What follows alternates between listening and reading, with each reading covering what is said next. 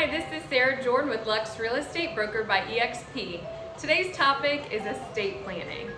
And I'm not sure if you know how important estate planning is, but it is one of the most vital things you need to be doing like today, especially if you own property or any assets.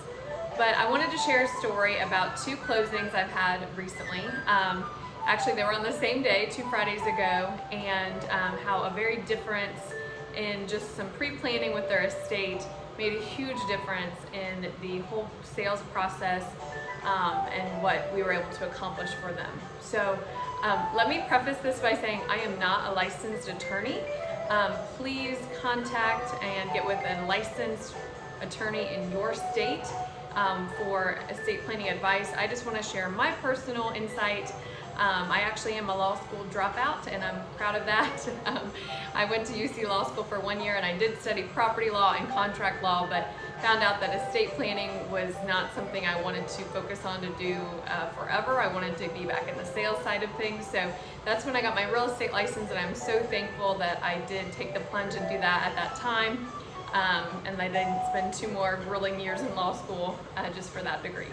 So anyways, different paths for different people, but back to estate planning as far as with your property. So I recently sold a 200-acre farm in Lawrenceburg, and that family owned this farm as a second home, like a investment property, just a fun place that the family all was able to utilize in the summer months, and camping and hunting, hiking, fishing, all that good stuff. Anyways, long story short on that. The parents are now deceased, so when the property was passed on to the 4 children, it was put in a family partnership, and that is one way of doing it. So they appointed one of the family members to be the head of the partnership, and for that reason he was able to sign on behalf of the entire partnership. So whether that be a partnership or inside of a trust, again, that's something to discuss with an attorney, but it really made the sales process easy, having to deal with just one person, one signer, and made life really easy for all parties involved in that transaction. The other property I sold was a similar situation. There was 5 siblings, and this house happened to be owned by one of the siblings. Her name was Betty. Betty was handicapped for life and never married, never had children. So when she passed, her assets were passed on to her siblings, and her house became deeded in all 4 remaining siblings' names. And this became quite a challenge because we had actually one sibling that is in a nursing home. We have another sibling that has some health issues and is not really mentally capable of, driving and certain other things.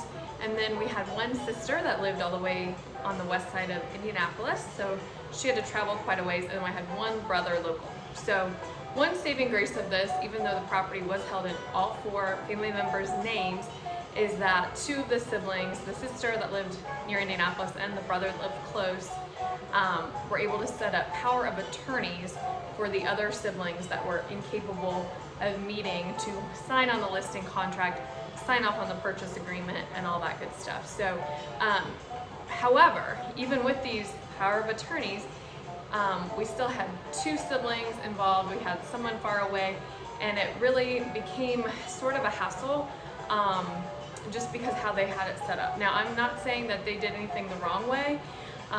My anticipation is if they would have put that property in more like a trust or a partnership agreement where we had one party sign, it would have made life easier, and the other sibling that lived far wouldn't have had to travel as much, and all of that good stuff. So again, I'm not telling you how to do that. I'm just sharing some experiences of what can make life a little bit easier. So you definitely want to be thinking about, life after people pass. No one wants to talk about that, but as a reality, we do not live forever. Our parents do not live forever. Our siblings do not live forever. And we want to be really strategic and aware of how we're passing down property from generation to generation, avoiding high, inheritance taxes, capital gains taxes. So these questions are really important. this really does require you to sit down with a lawyer, maybe a tax lawyer, and also an accountant that can help guide you through this to make sure that when property is being passed, that you're not having to pay an exorbitant amount of taxes on property that has been taxed its entire time being around. So anywho, that's a little bit about my experience. I do specialize in selling properties with acreage. I do have a strong background working at Farm Credit Mid-America, writing mortgage loans for large farms. And then I did do the year of law school studying property and contract law. So my unique background, my college degree, all of that good stuff has allowed me to specialize in sort of this area of real estate with higher end properties, properties with acreage, properties with family partnerships or lots of people involved. So anytime we have a real estate transaction, there are a lot of complexities. Every single deal is different. I deal with a lot of divorces as well, and so it really does take someone that will hone into the details and help make sure that everyone is protected. So if you have any interest in this or have any questions, please reach out to me. I'd be happy to get you connected. I am located in Southeast Indiana, but I do sell throughout the state of Indiana. So I've got a beautiful new listing on almost 7 acres in Knightstown, Indiana, coming soon, and look forward to sharing that with all of you. So anywho, again, thanks for your time today.